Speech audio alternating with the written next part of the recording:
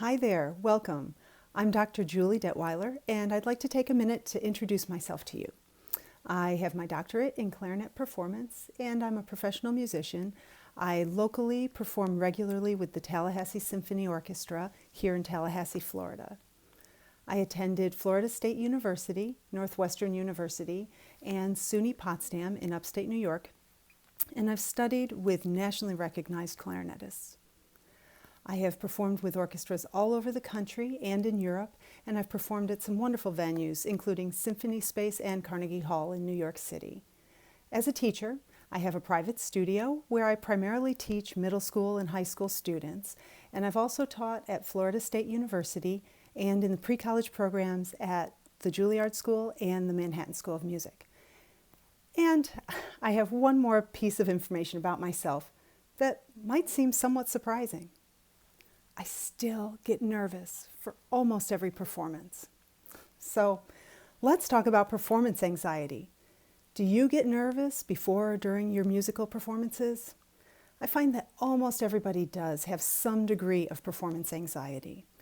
So maybe you're the type of person that gets nervous for just the big things, maybe for like solo festival or for your all-state audition, or maybe you get nervous for everything, whether it's a rehearsal or a school submission, a video submission for your schoolwork, or maybe for a concert band concert. So let's figure this out on a scale of 1 to 10, 1 being I am cool as a cucumber, to 10 being I am so nervous, my anxiety is through the roof. Where do you fall? I can tell you that when I was in high school and through my 20s, I had really debilitating performance anxiety to the point where I almost considered giving up performing the clarinet completely. I would say I was definitely a 10, maybe even an 11. I can remember one time taking an audition for graduate school at a very prominent United States conservatory, and I was planning on starting with this piece, the Mozart Concerto, which actually I had studied a lot and I knew really, really well. But when I walked in the room, there was a full committee of professors, and I was so nervous and so shaky that I started to play and everything was shaking. It just wasn't coming out right. I was just trying to play the right notes, forget about things like articulation, dynamics, being musical. The primary professor who was in the room stopped me, asked me if I wanted to take a few deep breaths and start again. And I did, and I was very grateful for his kindness. But I have to say that my performance anxiety has sometimes cost me an orchestra job, and it has simply made my life miserable at times. But I decided to change that, and I took steps to change it. And so today I'm here to share my techniques with you. So first, let's discuss why we get nervous. Modern psychology suggests that there are actually several different responses of the nervous system to fear. But with musical performance anxiety, we most often talk about 3 main ones: fight, flight,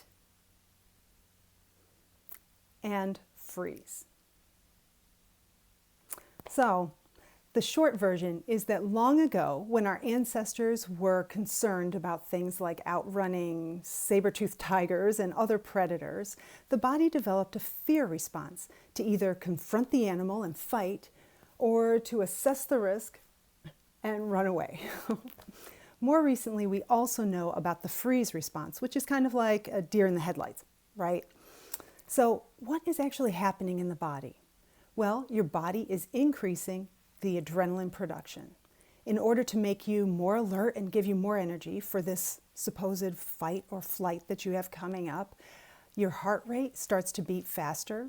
Your heart starts to beat faster. Your breathing will get more shallow and it'll also go faster, and your blood pressure will start to rise. And these are actually the components that give you that feeling of nervousness and sometimes anxiety. So I'm sure that you know and can recognize that performance anxiety produces both physical and mental symptoms in most people. think for a minute about what symptoms you experience when you're a little bit nervous or a lot nervous. Some of the most common physical symptoms include sweaty palms, maybe shaky hands, legs, arms, even mouth, also some shallow breathing. Some people get dry mouth or even excessive saliva.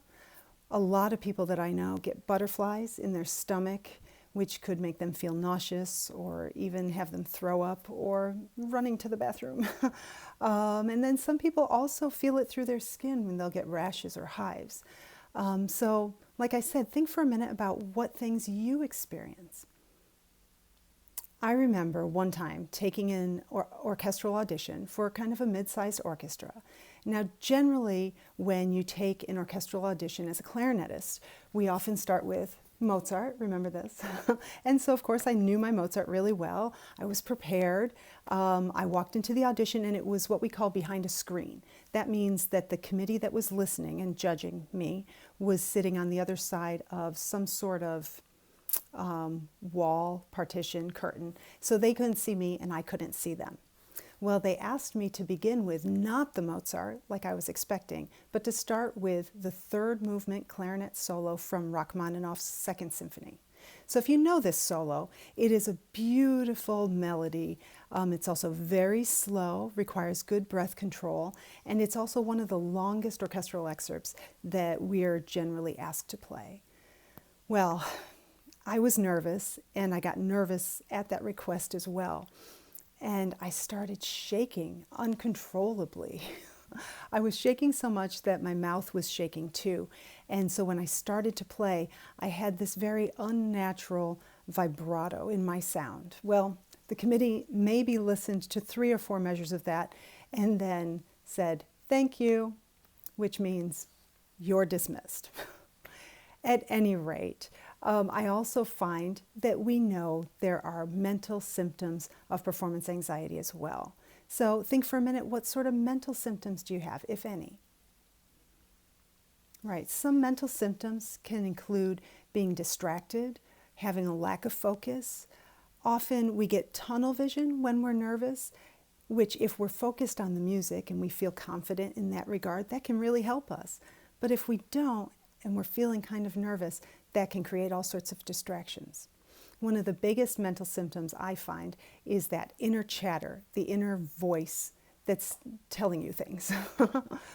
So your inner voice can encourage you and make you feel more confident, or it can fill you with self-doubt. Maybe it points out every mistake you make, or points out those places in the piece where you could have maybe practiced it a little bit more, right?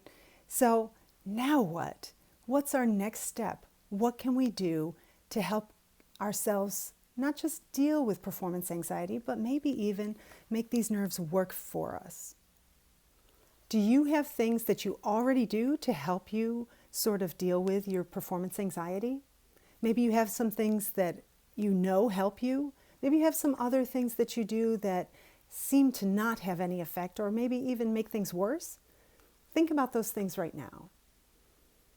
So there are proven techniques in dealing with performance anxiety, and today I'm going to give you my top 10 techniques that I like to use in dealing with performance anxiety. So, number 1, preparation. Preparation is key, but what does preparation mean? It means knowing your notes and rhythms, and also knowing all the articulation, dynamics, and the phrasing and the character of the music. Most importantly, it means practicing those things so many times that you could play them upside down and in your sleep. Preparation will make you feel more confident and less nervous. Number 2, visualization. What do I mean by visualization? I mean, stop and just think about your performance. Visualize where it will be, stage or a room. Visualize the conductor or the judge there, the other people around you. And most importantly, visualize yourself performing the music. Be as detailed as you possibly can. If you visualize yourself making a mistake, visualize yourself recovering too. We all make mistakes. Number 3, practice performances. Practice performances are really important because you get the jitters out ahead of time. So you can start your practice performance for stuffed animals or a family pet. Move on to someone you trust, a family member or a friend. Play for your band director, and then consider creating a performance for a local nursing home or a church or a synagogue. All of these places and people are going to be receptive to what you're offering so that by the time you get to the actual performance, you will have lots of confidence. Number 4, deep breathing. So sometimes we just need a little something to help us out, and deep breathing can be just that. We know that our nervous response is going to be to breathe faster and more shallowly. Because of that, taking deep breaths in through the nose and out through the mouth really helps us to get back to kind of a less nervous place. Number 5, get grounded. When anxiety rises, it's really important to stay in the here and now, and we can do that by getting grounded. How do you get grounded? Just use your 5 senses. Find something to see, to hear, to smell, to touch, and if possible, to taste. Number 6, headphones. Headphones? Yes, headphones. I have a friend who always listens to comedy podcasts right before a performance because it helps to relax her, and it also loosens up her abdominal muscles as she's laughing, which helps her to breathe better. Also, if you're like me and you like peace and quiet so that you can get centered and be alone, then having headphones on is a clear cue to other people that you'd like your own space. Number 7, take care of your body. This means eat healthy food and get plenty of good sleep.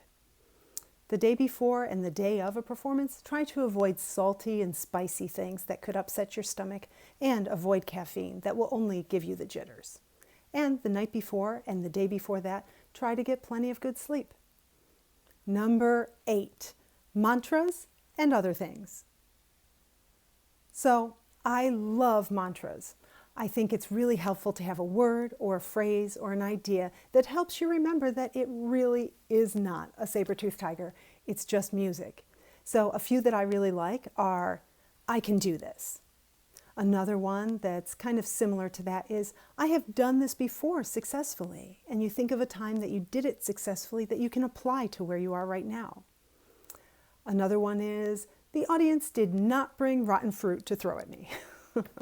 Or another favorite, whether it's true or not, is, everybody in the audience is just somebody's parent who knows nothing about music. Another one is that someone else's opinion of me is none of my business. I also remind myself to be brave. And I also remind myself that I am grateful to be here. I am excited and grateful for this experience. And I'm excited to learn something and to grow from this experience. Those things shift my thinking into more of a growth mindset, which happens to be number 9, growth mindset.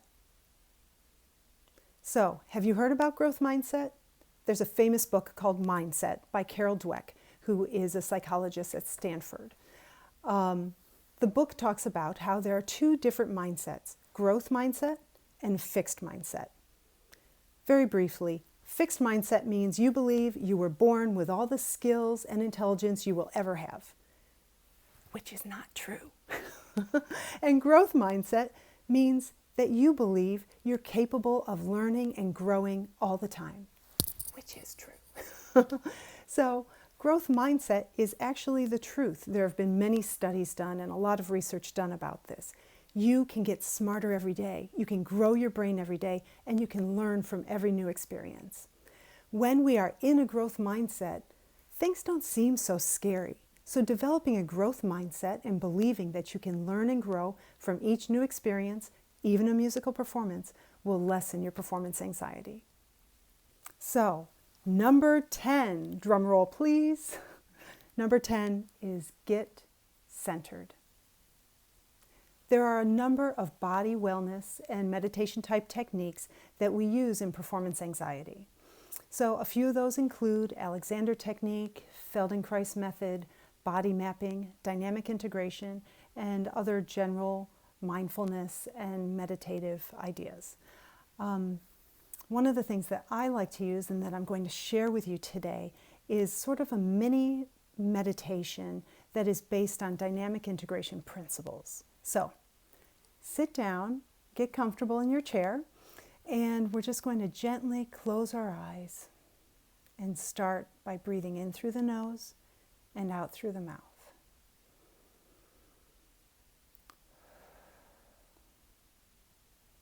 Breathe slowly but naturally. Feel yourself sitting in the chair and start by feeling your feet on the floor. Are they flat on the floor? Are they tense or relaxed? In what direction are your feet pointing? Just observe, simply notice with no judgment. Check in with your breathing now. Are you breathing? In through your nose, out through your mouth. Move on to your ankles and your calves. Are they relaxed or are they tense? Again, simply observe. No need to try to change anything, and certainly no judgment. In what direction are your knees pointing? Check in with your breathing. So we follow this mini meditation all through the body, from the feet all the way up to the top of the head. Make sure you get to every part of you and simply check in. Are you relaxed? Are you tense? There's no need to try to change anything. We're simply observing to create body awareness so that when you do get nervous, you can get yourself centered again. I find that this really helps me, especially for big performances. And I always do it at least once before any big performance that I have. And I often follow it with my visualization. They seem to really go nicely hand in hand together. Anyway, I hope that these tips have helped you and will give you a place to get started in dealing with your own performance anxiety. So thanks so much for listening to this chat on performance anxiety today. I have listed here a number of great resources that you can use to help you work through your performance anxiety. I hope that you've enjoyed learning and growing with me today, and I hope that you enjoy your musical performances more and more after this. Thanks for listening.